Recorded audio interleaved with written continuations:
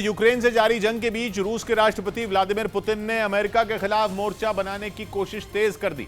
इसके लिए पुतिन अगले हफ्ते ईरान के दौरे पर भी जाएंगे। वहां वो तुर्की के राष्ट्रपति से भी मुलाकात करेंगे। और माना जा रहा है कि ईरान के इस दौरे के जरिए पुतिन अमेरिका के राष्ट्रपति बाइडेन के खिलाफ एक मजबूत मोर्चा बनाने की कोशिश में जुटे हैं। जंग की शुरुआत के बाद यह दूसरा मौका होगा जब पुतिन विदेश दौरे पर जाएंगे। इससे पहले पिछले महीने ही उन्होंने सोवियत संघ का हिस्सा रहे ताजिकिस्तान और तुर्कमेनिस्तान का दौरा किया था।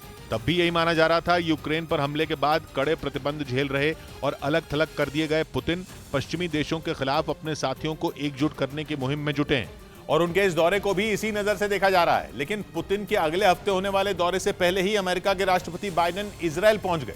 बाइडेन का यह दौरा ऐसे वक्त में हो रहा है जब ईरान और इजरायल के बीच तनाव चरम पर है और माना जा रहा है कि पहले से ही अमेरिका का विरोधी ईरान उनके इस कदम के बाद और भड़क सकता है, यानी ईरान और अमेरिका के बीच खाई और बढ़ सकती है। ऐसे में अगले हफ्ते तेहरान में जब पुतिन ईरान के राष्ट्रपति से मिलेंगे तो बाइडेन के दौरे की चर्चा तो जरूर होगी। बाइडेन और इजरायल की दोस्ती का सहारा लेकर पुतिन ईरान को अपने और करीब लाने का मौका हाथ से जाने नहीं देंगे, क्योंकि अमेरिका की एक चेतावनी ने ईरान के साथ उसके रिश्ते में लगी आग में पहले ही घी डालने का काम कर दिया। और ऐसा इसलिए क्योंकि पुतिन के दौरे का ऐलान होने के एक रोज पहले ही अमेरिका ने यह आशंका जताई थी कि ईरान रूस को 100 से ज्यादा ड्रोन देने की तैयारी कर रहा है, जिनका इस्तेमाल पुतिन की सेना यूक्रेन की जंग में कर सकती है। यानी ईरान के दौरे से पुतिन अपनी सेना के लिए नई ताकत लेकर जाने की तैयारी कर रहे हैं और इसी बात ने अमेरिका की चिंता बढ़ा दी है। 4.5 महीने से ज्यादा वक्त से अमेरिका हथियारों के साथ अपने स्विच ब्लेड और फिनिक्स जैसे घातक ड्रोन भी यूक्रेन भेज रहा है। अमेरिकी ड्रोन की मदद से ही जेलेंस्की की सेना ने रूसी सैनिकों और उनके टैंकों के बेड़ों को कई बार नेस्तनाबूद करने का दावा किया।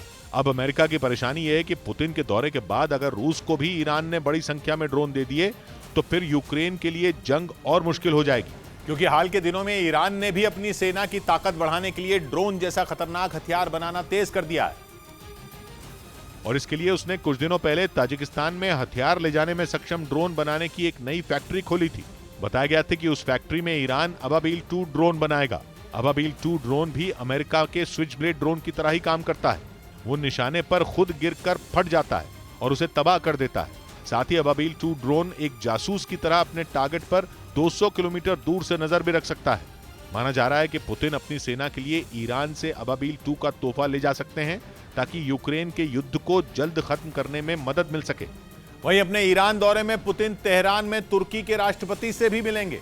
नेटो का सदस्य देश तुर्की जंग में बारकताश जैसा घातक ड्रोन यूक्रेन भेजकर उसकी मदद करता रहा है और उसके इसी खतरनाक ड्रोन ने यूक्रेन में जंग के मैदान में कई बार अपना लोहा मनवाया।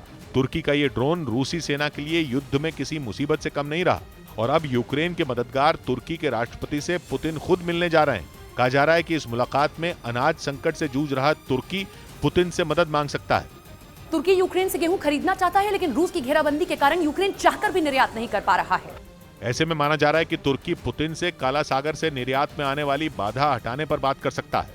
माना तो यह भी जा रहा है कि इसके बदले में पुतिन तुर्की से यूक्रेन को हथियारों की मदद रोकने को कह सकते हैं।